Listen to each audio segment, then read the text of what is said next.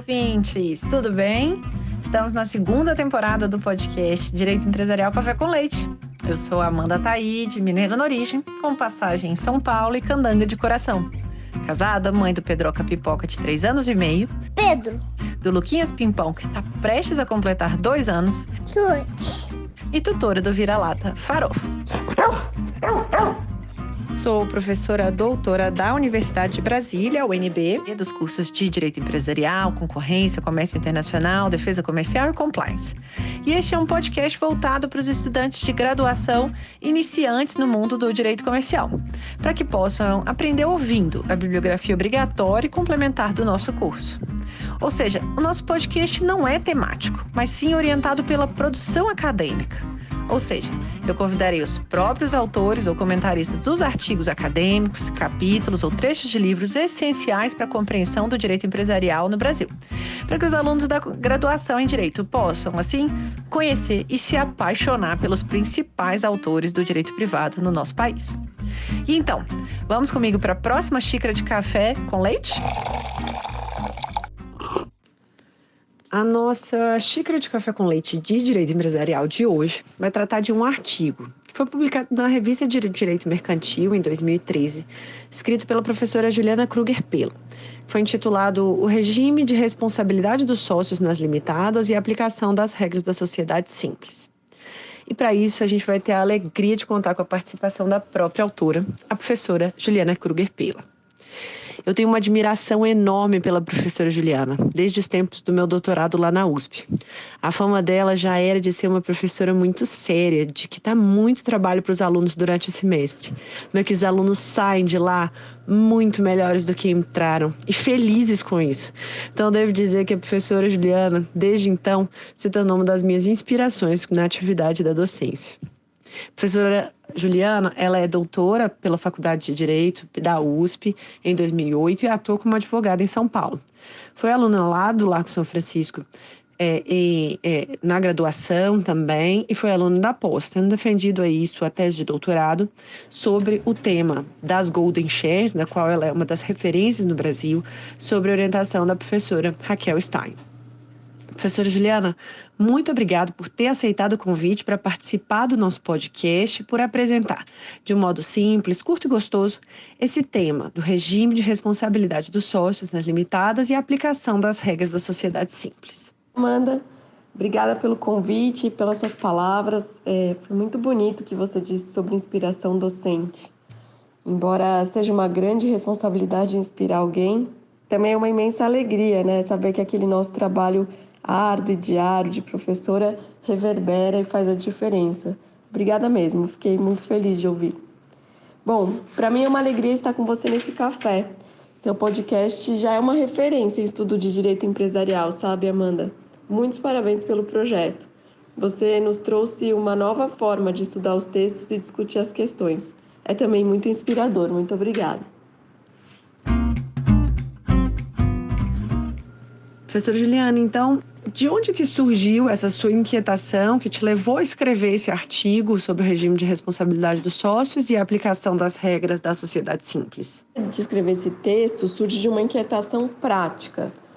Ao analisar os contratos sociais de limitada, ler decisão judicial e debater com colegas, eu percebia que a interpretação atribuída a certos dispositivos do Código Civil sobre sociedade simples desvirtuava o regime da responsabilidade das limitadas e acabava criando um problema que não se tinha na vigência do decreto anterior, né, o decreto 3.708 de 19.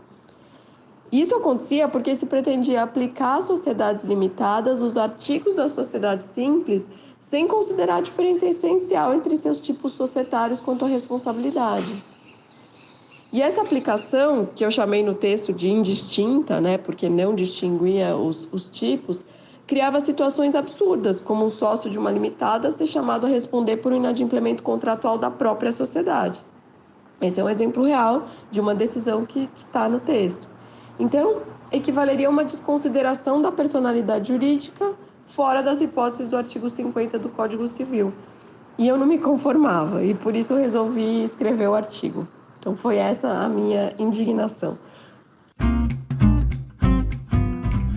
E passando então para o conteúdo, Como que você pode explicar para os alunos da graduação qual que é a regra geral sobre o regime de responsabilidade dos sócios nas limitadas do Brasil? Qual que é a razão de ser? Se é adequado? Se existem, né, outros ordenamentos que trazem soluções mais adequadas na sua visão? Se você puder passar esse pano de fundo inicial para a nossa conversa, por favor. Amanda, para explicar o regime da responsabilidade do sócio, eu primeiro explicaria a responsabilidade da própria sociedade limitada. Então, é preciso primeiro entender que a sociedade limitada é uma sociedade personificada, com patrimônio próprio, formado por ativos e passivos. Portanto, como regra geral, as dívidas da sociedade limitada devem ser saldadas com seus próprios recursos e ativos, né? Apenas na hipótese de insuficiência desses ativos, pode-se cogitar a responsabilidade do sócio. Isso porque a responsabilidade do sócio é subsidiária. Então, entendido isso e ultrapassado esse passo, aí sim cabe verificar como se dá a responsabilidade do sócio. Na limitada, a regra do artigo 1052 é a seguinte: a responsabilidade de cada sócio é restrita ao valor de suas cotas, mas todos respondem solidariamente pela integralização do capital social. Bom, o que essa regra significa? Sobre a primeira parte, não se tem muita dúvida. Ao subscrever as suas cotas, cada sócio obriga-se a pagar por elas.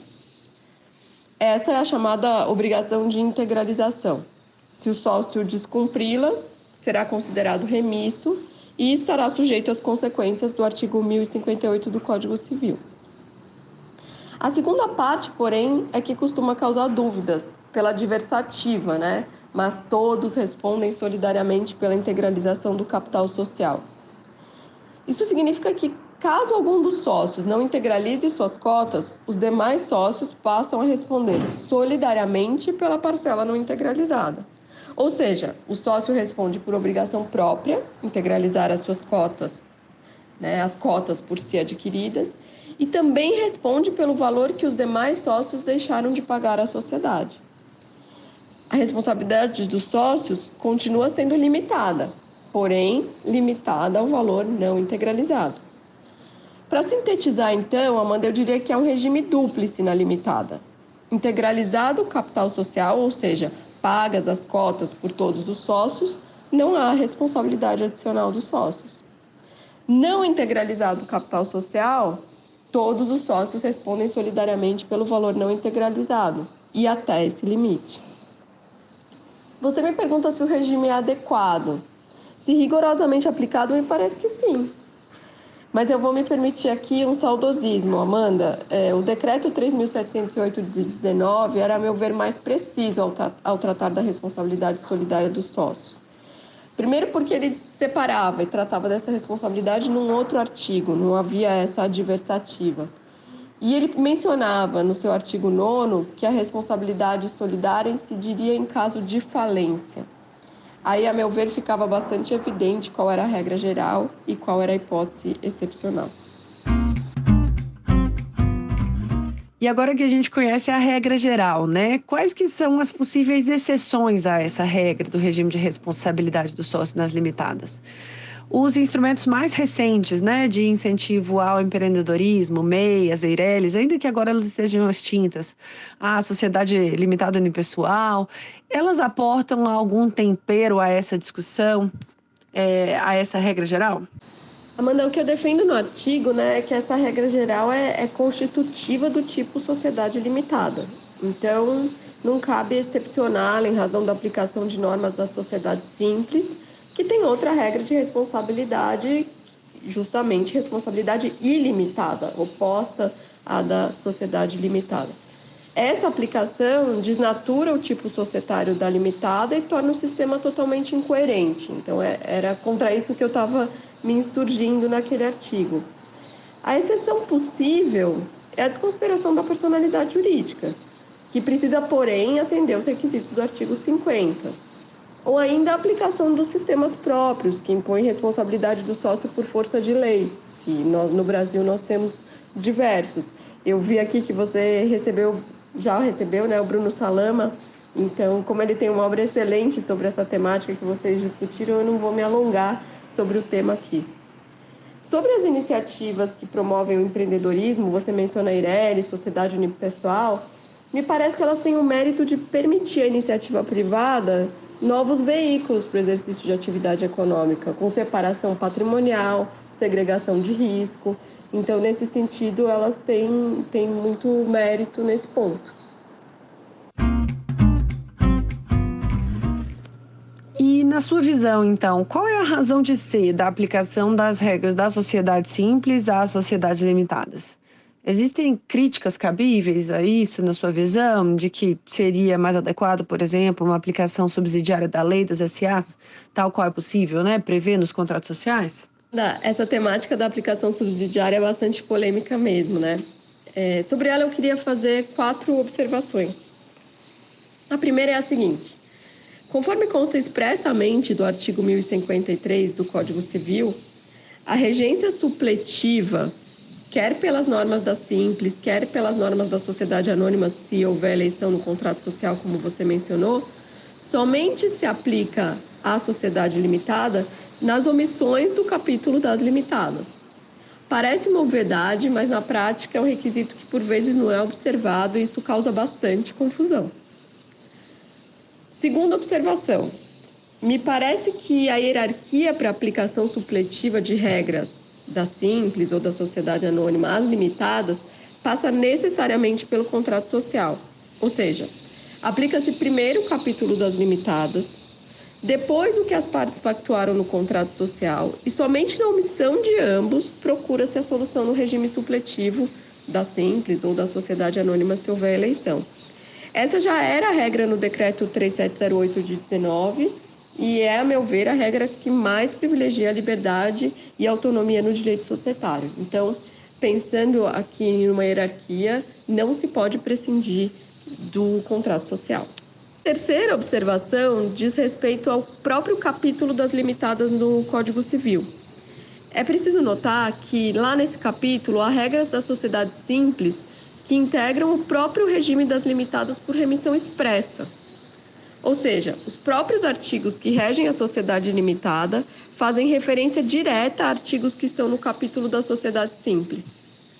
Então, ainda que o contrato social eleja as regras das sociedades anônimas para aplicação subsidiária ou supletiva, esses artigos específicos são aplicáveis, porque eles integram o próprio regime da limitada no capítulo da limitada. E uma quarta observação que eu gostaria de fazer é que sempre que se invocar regras de outro tipo societário, quer da sociedade simples, em regência direta ou supletiva, né? Quer as da sociedade anônima em regência supletiva por eleição do contrato social, deve-se respeitar os elementos tipológicos da sociedade limitada, especialmente o regime de responsabilidade. Então, esse é o argumento do meu texto, né? Ou seja, a frase deve sempre vir com um complemento quando se fala de regência. A sociedade limitada rege-se pelas normas da sociedade simples ou da sociedade anônima, se for o caso, no que não for compatível com o tipo societário, sociedade limitada. Foi isso que eu chamei no meu texto de aplicação seletiva das regras de outros tipos societários. E é isso que eu acho que é esquecido e causa tanta incoerência no sistema e tantos absurdos.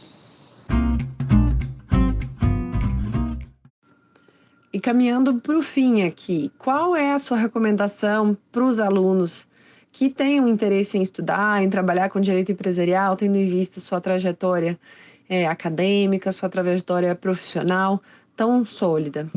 Minha recomendação é: estudem, construam uma formação consistente em direito privado, invistam nas bases do conhecimento jurídico e não na precoce especialização. Dominem as categorias dogmáticas sem se distanciar da análise crítica e das noções de economia e finanças. E, mais do que isso, aproveitem o tempo da universidade, porque quando a vida profissional começa e acelera, o tempo de estudo vai ficando mais rarefeito. Então, respirem fundo, estejam presentes no que fazem, porque, gente, passa rápido demais. E por fim, a pergunta clássica da segunda temporada. Quem que você gostaria de ouvir aqui?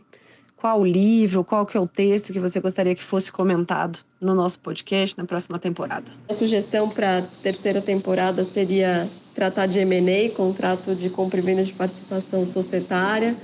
unindo civilistas e comercialistas em torno dessa temática tão desafiadora e complexa. Acho que seria uma excelente continuidade do seu trabalho. Um beijo enorme, eu fiquei muito feliz de participar, queria te agradecer novamente e agradecer também aos seus ouvintes pela paciência em me ouvir nesse podcast.